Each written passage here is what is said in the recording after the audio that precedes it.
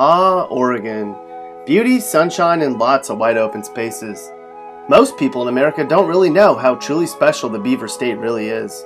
While lots of places in Oregon are truly fabulous, there's also a lot of cities here that have some major issues. The worst parts of Oregon. You know them when you see them.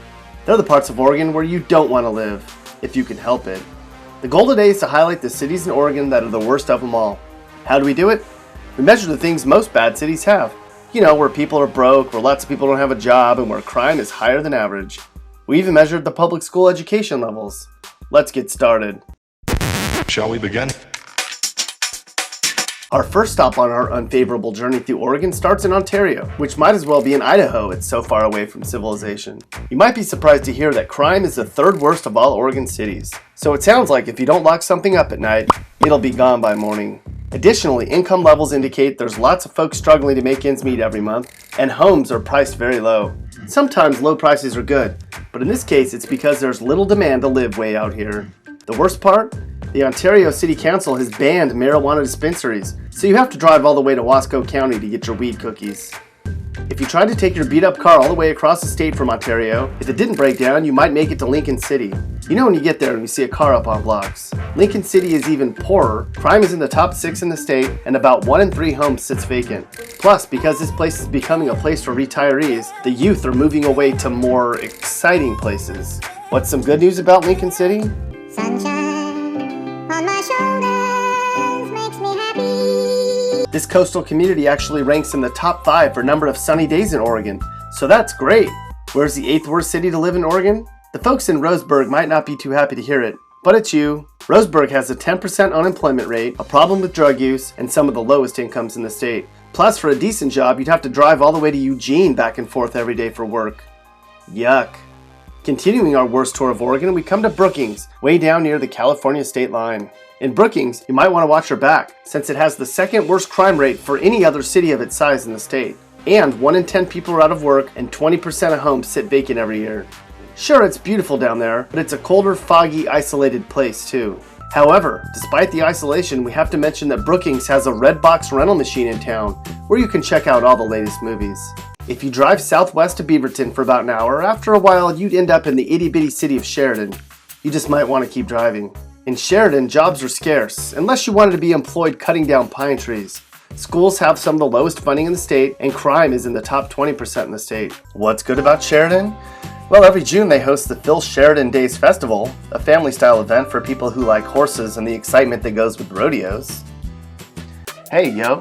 This video is brought to you in part by Clippas on MLK Boulevard in the King neighborhood of Portland. Come on and get your hair done. They do it tight and right. That's Clippas on MLK. G. We built this city. We built this city and now it sucks. Welcome to Grants Pass, the 5th worst place to live in the entire state of Oregon. Or should we call it Grants Ass? Grants Pass has the 8th worst crime, the 8th lowest income levels, and the 8th worst funding levels for its public schools. And the drug use is through the roof. On the bright side, Josephine County has a history for having lots of cults, so if you're into that sort of thing, Grants Pass would be fabulous.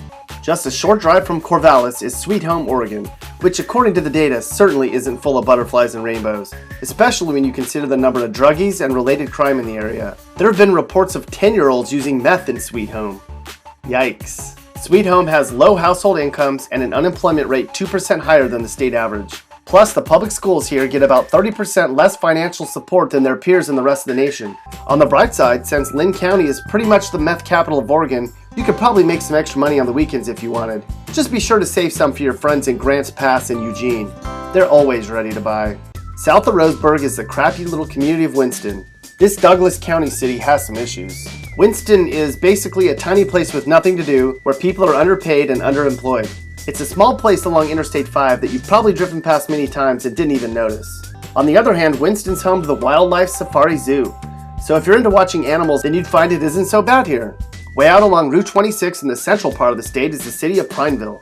The good news is, Pineville is the 10th luckiest city in Oregon, based on lottery winnings per capita. The bad news is, if you hit it big, somebody might steal your money here. Pineville has the 12th worst crime in the state, and when you factor in one of the lowest household incomes in Oregon and a sky-high unemployment rate, this town on the desert side of Bend might not be your first choice for a vacation. There's a reason people in Portland call it the ghetto little farm town. Is there a silver lining to live in Pineville? Well, the folks here make more money than the people in Klamath Falls, so they can brag about that if they want to. And where's the worst city in Oregon? That would be Cave Junction, hands down. Residents here are just about as poor as anywhere else in the state, homes are just about the cheapest, and the public schools here suffer. CJ is a fairly isolated and economically depressed rural community in Josephine County. It's a weird place that's great for growing weed and great for boredom. Sure, the crime might be pretty low, but overall it ranks really low for desirability and livability in the state. If you don't live in Cave Junction or any of the other Oregon cities we mentioned, you don't have it too badly. And if you do live in one of the cities we mentioned, at least this might help keep the annoying Californians away. Congratulations.